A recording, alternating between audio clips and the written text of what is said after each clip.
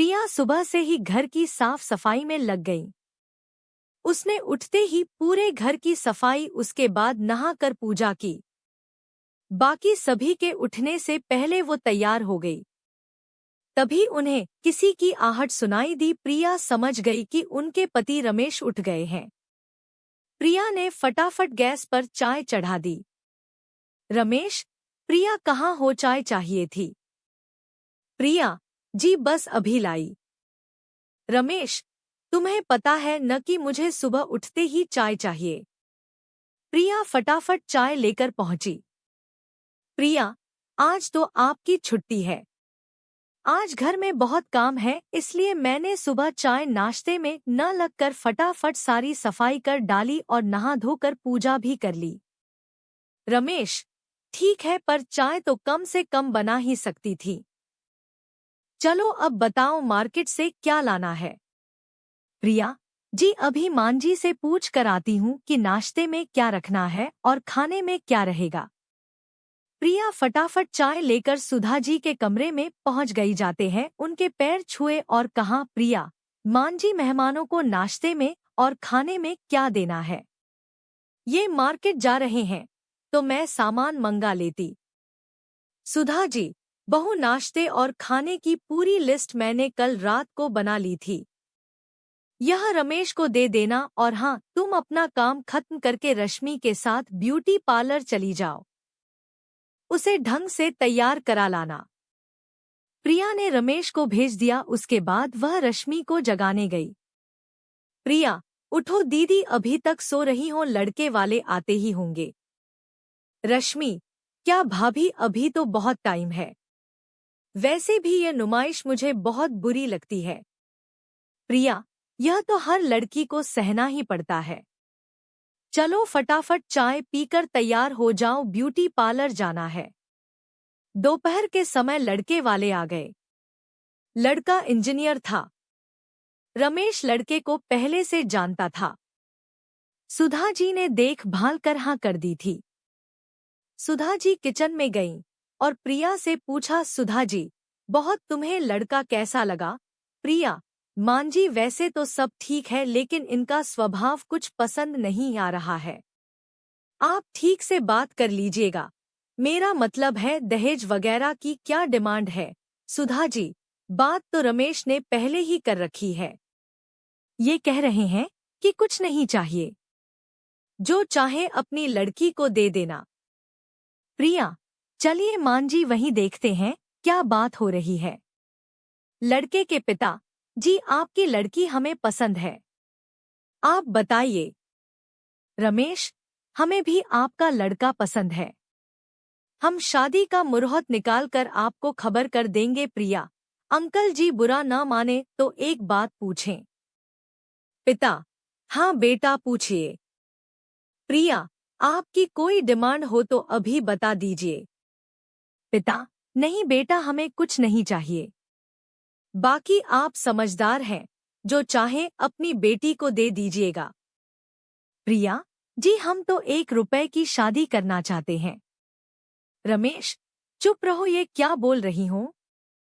सुधा जी, बहू ये क्या कर रही हो? सारी बनी बनाई बात बिगड़ जाएगी।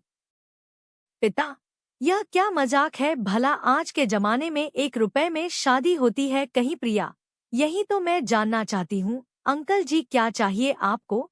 रमेश खड़े होकर प्रिया को पकड़कर अंदर ले जाता है। रमेश, ये क्या बकवास कर रही हो?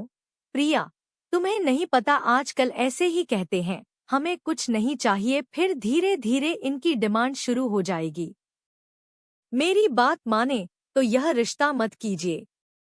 तभी सुधा जी अंदर आती हैं। सुधा जी, रमेश इसे चुप कराओ, बड़ी मुश्किल से एक रिश्ता मिला है, उसे भी ये बर्बाद कर देगी। रमेश उसे डांट कर चुप रहने को कहता है। रिश्ता पक्का हो जाता है। 4 महीने बाद शादी का मुहूर्त निकलता है। एक दिन रमेश सुबह काम पर जाने के लिए तैयार हो रहा था। तभी लड़के के पिता का फोन आ जाता है। पिता, बेटा, हम यह जानना चाह रहे हैं कि आप लोगों का क्या बजट है शादी का। रमेश, जी आप चिंता न करें, हम ठीक ठाक शादी कर देंगे।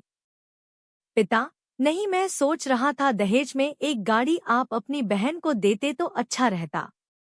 रमेश, लेकिन आपने तो पहले कहा था कि कुछ नहीं चाहिए। पिता, वो तो सब कहते हैं, लेकिन कुछ तो तुमने भी सोचा होगा। एक काम करो, तुम अगर छोटी गाड़ी देना चाहते हो तो हम कुछ बाराती कम ले आएंगे, उससे जो पैसे बचे उससे बड़ी गाड़ी दे देना। उनसे बात करने के बाद रमेश सारी बात माँ को बताता है। सुधा जी, शायद उस दिन प्रिया सही कह रही थी। इंसान को पहचानने की अक्ल हमसे ज्यादा उसमें है। ठीक है, यह पहली डिमांड है, पूरी कर देते हैं, आगे से ध्यान रखेंगे। लेकिन बात यही नहीं रुकी। जैसे जैसे शादी का दिन नजदीक आता जा रहा था, उनकी डिमांड बढ़ती जा रही थी। रमेश एक दिन घर पर बैठा था। सुधा जी, बेटा क्या बात है, लड़के वालों ने फिर कोई डिमांड रख दी? रमेश, नहीं माँ, बात यह है कि हमने शादी का जो बजट तय किया था, शादी में उससे 3 गुना ज्यादा पैसा लग रहा है। मैंने कर्ज भी ले लिया, लेकिन लड़के वाले ऐसा बर्ताव कर रहे हैं जैसे हम कोई बहुत बड़ी गलती कर रहे हैं। प्रिया, मेरी बात मानिए, शादी के लिए अभी मना कर दीजिए। रश्मि के लिए बहुत अच्छे रिश्ते मिल जाएंगे, इन मुंह हमेशा फटता रहेगा। लेकिन सुधा जी और रमेश बदनामी के डर से लड़के वालों की हर डिमांड पूरी करते रहे। शादी के दिन सभी बहुत खुश थे। जैसे ही बारात आई, सबने बारात का स्वागत किया। रमेश बहुत डरा हुआ था कि कहीं विदा से पहले एक और नई डिमांड न निकल आए। लड़का लड़की फेरों के लिए बैठने ही जा रहे थे कि लड़के के पिता ने कहा, पिता रमेश, वो गाड़ी कहीं नजर नहीं आ रही। रमेश जी, वो आज डिलीवर नहीं हो पाई, आप ये पेपर रख लीजिए, गाड़ी सीधी आपके घर पहुंच जाएगी।